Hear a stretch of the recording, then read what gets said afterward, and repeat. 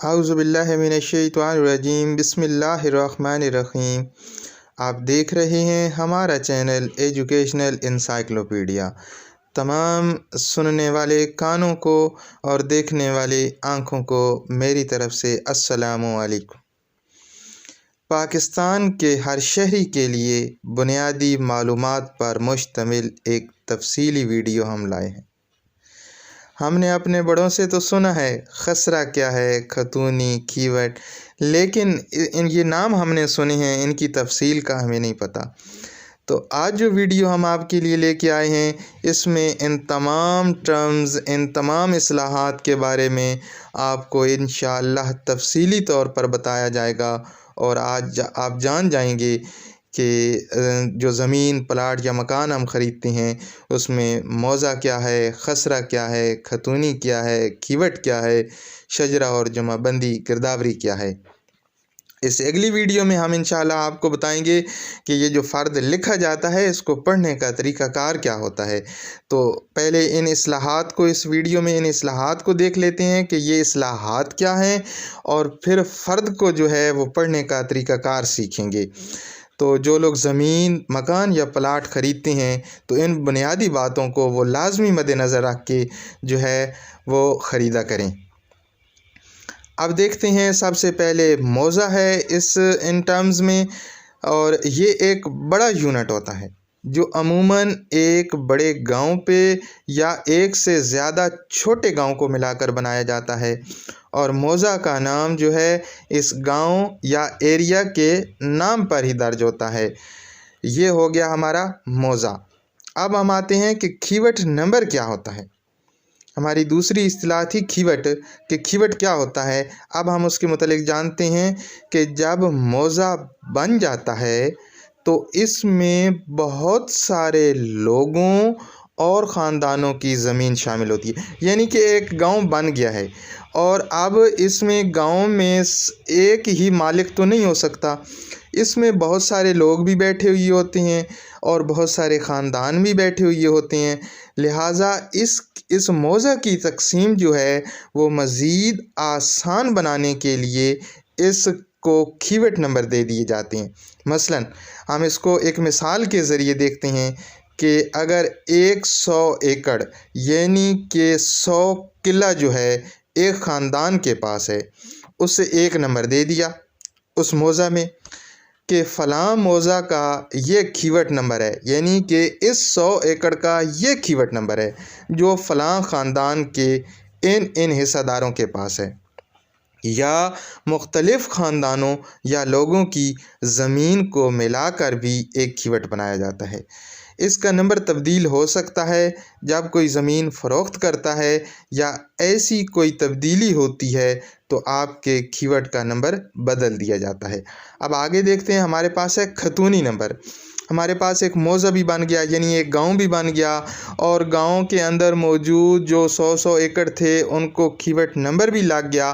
اب کھیوٹ میں بہت سارے مالکان ہیں، کسی کے پاس 5 ایکڑ ہے، یعنی کہ اس 100 میں سے کسی کے پاس ہے 5 ایکڑ، کسی کے پاس ہے 10 اور کسی کے پاس 2 ایکڑ ہیں، تو ان کو کیسے پہچانیں گے کہ اس کھیوٹ میں کون سے بندے کی کتنی زمین ہے؟ یعنی کہ یہ 100 ایکڑ جو ہے اس میں 5 کس کی ہے، 2 کس کی ہے، 10 کس کی ہے، 15 کس کی ہے، 20 کس کی ہے۔ تو اب اس کے لیے ہر حصہ دار کو ایک کھتونی نمبر لگایا جاتا ہے۔ مثلاً کھیوٹ نمبر 1 میں، کھیوٹ نمبر یعنی کہ وہ جو 100 قلعہ ہے ایک کھیوٹ ہے، اس میں جو 10 ایکڑ زمین ہے نا، اس 10 ایکڑ زمین ہے اور 2 مالک ہیں، اس میں سے اب 5 ایکڑ کے تو ان دونوں کو الگ الگ نمبر دے دیا جائے گا، یعنی کہ 5 ایکڑ ایک کا، 5 ایکڑ ایک کا، اس کو ہم کھتونی نمبر کہتے ہیں۔ یعنی کہ جو آپ نے کھیوٹ نمبر لگایا ہے، کھیوٹ 100 قلعے کا ہے، 100 ایکڑ کا ہے، فرض کیا، उसमें 100 एकड़ है और एक ही खीवट है तो उसको 1 नंबर दे दिया।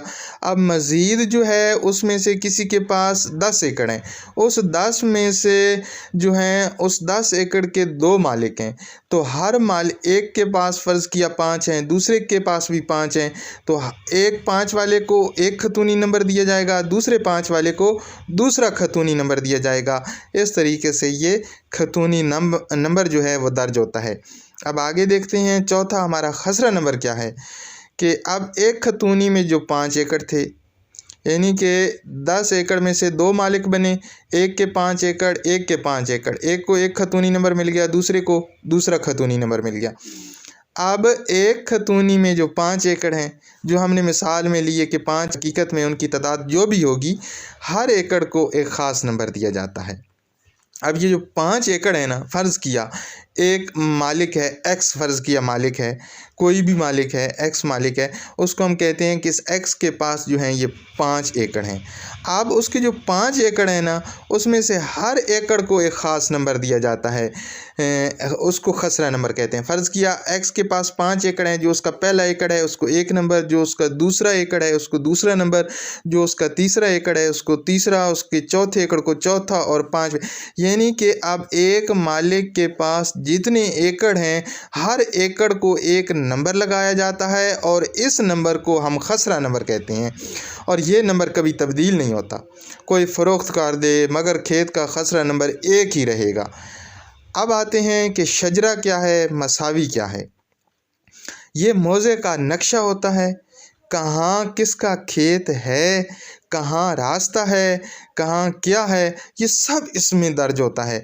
पटवारी के पास ये नक्शा जो है एक कपड़े के ऊपर बना हुआ होता है जिसे हम लट्ठा भी कहते हैं। अब आते हैं कि जुमाबंदी किसे कहते हैं। इसमें एक मौज़ा के किसी खीवट की, किसी खतूनी के किस खसरा में कितने मालिक हैं, सब की तफसील दर्ज होती है। यानी कि एक मौज़ा है, उसके खीवट में उसकी खतूनी के किस खसरा में कितने मालिक हैं, इसमें इसकी सब तफसील दर्ज होती है।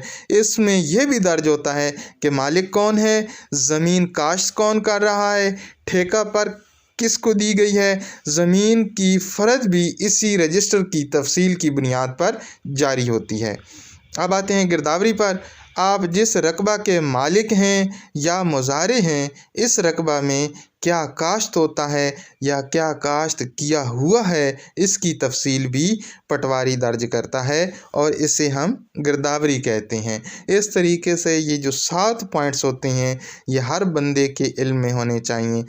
अब जो फ़र्द हम निकालते हैं, जो फ़र्द हम लेके आते हैं, जैसे हमने फ़र्ज़ किया मीटर लगवाना है, गैस वाला, बिजली वाला, या हम इंतकाल की एक कॉपी लेके आते हैं, वो जो फ़र्द हम तैयार करवा के ले आते हैं, उसके ऊपर जो 10 कॉलम्स होते हैं उनमें लिखा क्या क्या जाता है और उसको पढ़ने का तरीक़ाकार क्या है, उसके लिए आप इंतज़ार फरमाएं हमारी अगली वीडियो का। इंशाअल्लाह अज़ीज़ उसमें तस्वीर के साथ एक एक करके आपको पॉइंट वाइज बताया जाएगा। बहुत शुक्रिया, अपनी दुआओं में याद रखें और हमें अपना लाइक और कमेंट देना भूलिएगा नहीं। ये आपकी तरफ से हमारे लिए मोहब्बत होती है, इनाम होता है और इसको देखकर हम कोशिश करते हैं कि आपके लिए बेहतर से बेहतरीन कर सकें। बहुत शुक्रिया, अपनी दुआओं में याद रखें। अल्लाह हाफ़िज़।